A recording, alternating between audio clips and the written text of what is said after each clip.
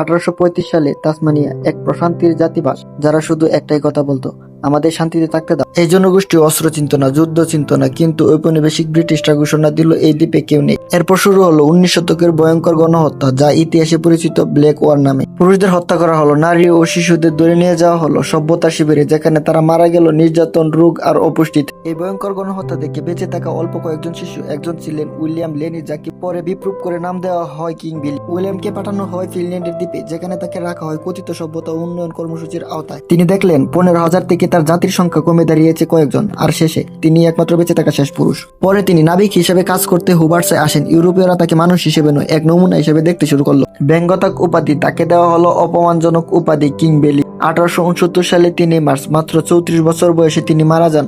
ধারণা করা হয় যক্ষ্মা বা নিউমোনিয়া, কিন্তু মৃত্যুর পরও অপমান থামেনি। তার দেহ নিয়ে শুরু হয় লজ্জাজনক লড়াই। রাজকীয় জাদুঘর এবং মেডিকেল কলেজের মধ্যে কে পাবে তার দেহ এনি। পরে তার মাথা কেটে নেওয়া হয়, চুরি করা হয় কুলি ও যৌনাঙ্গ। নিত্যবিজ্ঞান গবেষণার নামে যা ছিল বর্ণবাদী তত্ত্ব ও শ্রেষ্ঠত্বের নিম্নমানের উদাহরণ। পুরো জাতি শেষ পুরুষ, যাকে হত্যা করা হয়নি শুধু জীবনী, মৃত্যুর পরও যার মর্যাদা কেড়ে নেওয়া হয়, কিন্তু ইতিহাস তাকে ভুলে যায়নি।